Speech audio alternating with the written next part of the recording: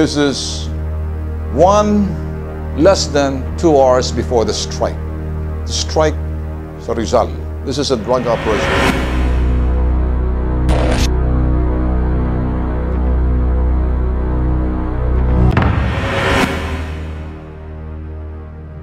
Isang tawag ang natanggap ng bitag mula sa Rizal Provincial Office hinggil sa operasyon ng droga sa Cainta.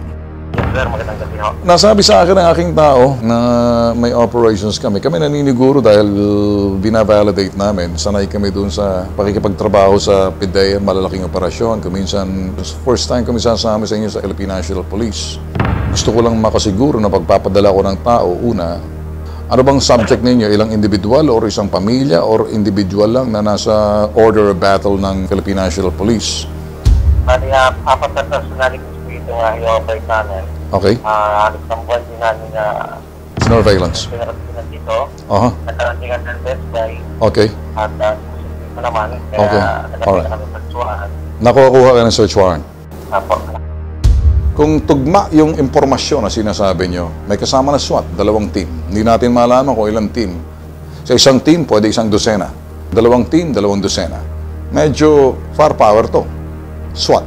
Maliban doon, may mga operatives pa sila. Anong papel ng bitag? This is an exclusive, as they say, eksklusibo. Taga-dokumento lang tayo. Wala tayong gusto makitang kasama rito. Docu-reality tayo, dinodokumento natin. So, kayong apat, you gotta go there. There's the camera. 6. All right?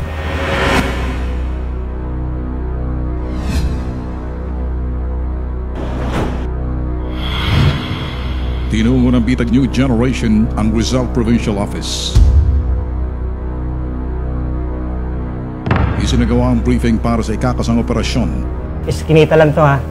Ang kalsada o ang iskinita, mga kalahating dipa. Dito naman, medyo malayo ang takbuhan, kaya kailangan medyo mabilis din yung tropa. At ganun din, halos kalahating di pa lang din ang lapad ng kalsada, papasok, papunta sa target. So, meron din tayong kasamang rito, taga-barangay, para umasisti sa atin at para masunod din yung legalidad ng pagsasagawa ng implementasyon ng search warrant. Masusing pinag-aralan ng mga operatiba ang pagkakilanlan ng mga suspect. 4 na bahay ang target ng search warrant na kakanain ng 3 grupo. Sa bawat grupo, may nakaplantang staff ng bitag. Pero kasama 2, tapos kami na yun. Stilong gulpi-gulat ang isasagawa ng pinagsanib na puwersang Rizal Provincial Office, SWAT at Intel. Sinamantala na rin natin yung panahon, yung gabi na yun, dahil ang malakas ang ulan. At hindi nila akalain na may mga pulis na maaaring mag-operate laban sa nila. Kumbaga ay confident sila na wala silang huli dahil walang pulis na mag-ooperate dahil sa sama ng panahon. Talagang tinutuloy pa rin natin yung ating serbisyo sa mamamayan. Sa staging area, di kalayuan sa target site. Naghihintay lang ng signal mula sa asset ang mga operatiba kasama ang grupo ng bitag. From para 1 to para 6 negative, para 7 other operation activities. From 1800 to 12 to 2000 12, elements of Bispo Pasyara. 10-4, Bravo Tango. Nang matanggap na ang ghost signal, inumpisahan na ang paglusob. Go, go, go, go, go, go!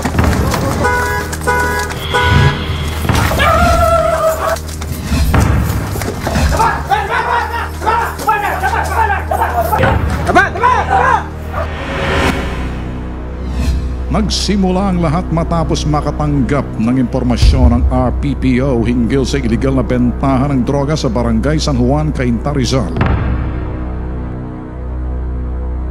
Pa-load ang password na ginagamit ng mga parokyano sa pagbili ng droga.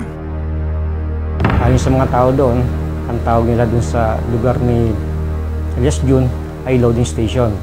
Kung saan yung mga addict ay itong pumupunta sa bayan ni Jun Avila para bumili ng droga para magkarga.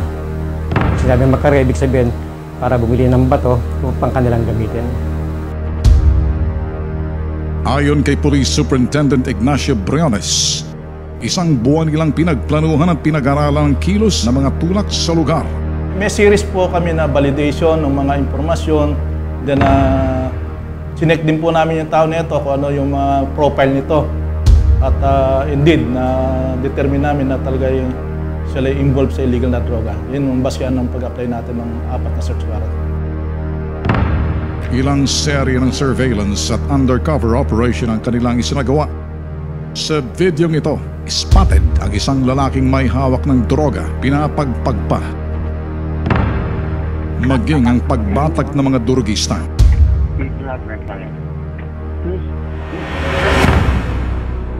Ayon sa asset na si alias Joed, nabili niya ang droga kay Rosalio Avila alias June. Kilalang big time ang tulak ng droga sa barangay. Malakas po yan. Siya ba yung pinaka-big time dyan? Sa lugar na yan? Oo. Inginuso rin nila ang mga nagsisilbing drug den na mga kumag, kengkoy at kolokoy na parokyano ng droga. Babala ni Police Superintendent Ignacio Briones. Kung ginagawa namin operation sa illegal na droga ay tuloy-tuloy ito at bibitagin namin sila.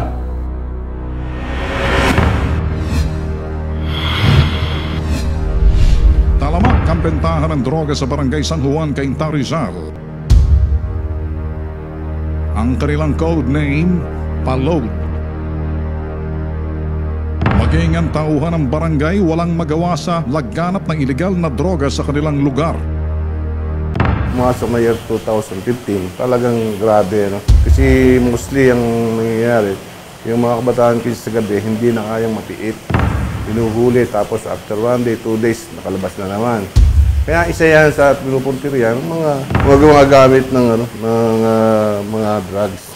Sa barangay po, mas marami pong nakakating na sumbong tungkol po dyan sa drugs. Ang alkalde ng Cainta na si Mayor Kit Nieto nabahala sa pagdami ng sumbong ukol sa bentahan ng droga sa kanilang nasasakupan. May mga natatanggap pa nga ako mga mensahe ngayon galing mismo doon sa account na pinost ko. Na mismo mga kapatid nila nagsasabi, nakunin mo na yung aking kapatid.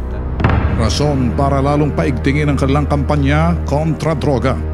Bilang ama ng bayang ito, responsibilidad ko na siguruhin na mananatili ang kaayusan, kapayapaan at dito sa ating lugar sa pamamagitan ng pagsugpo dito sa issue ng substance abuse or drug abuse na nangyayaring laganap sa ating bayan as well as in the other areas. No? We will be relentless in our desire and drive to make sure that we will be able to reduce if not outrightly eliminate itong issue ng drug abuse dito sa bayan ng Cainta.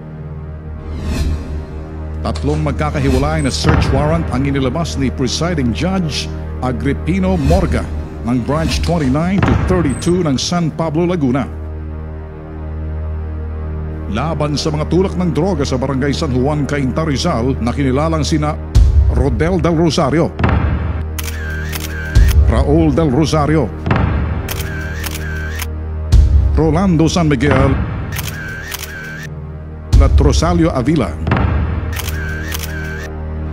Sila ang pasimura ng pagpapakalat ng ilegal na droga sa barangay San Juan, Cainta, Rizal.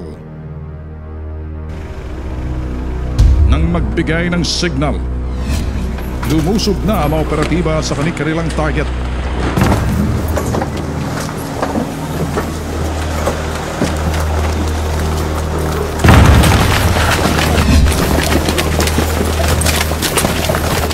Sabay-sabay na pinasok ng mga operatiba ang bawat lungga ng mga durugista at tulak. Animoy mga dagang nilusob ng mababangis na pusa.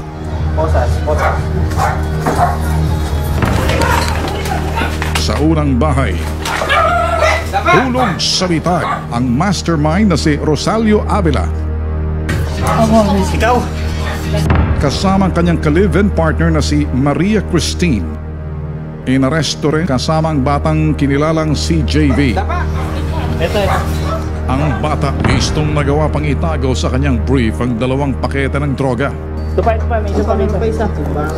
Asan pa? Asan pa? Nalambat din ang suspect na si Rolando San Miguel. Inababa na ko yan.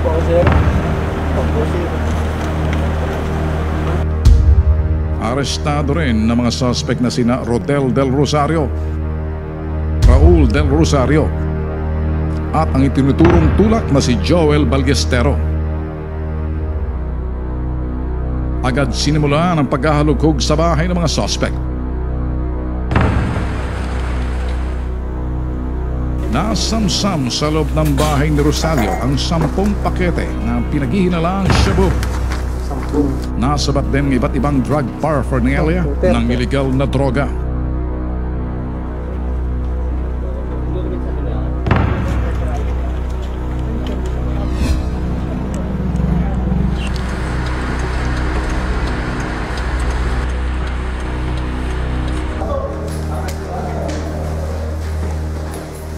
Arestado ang 10 hinihinalang tulak at gumagamit ng droga.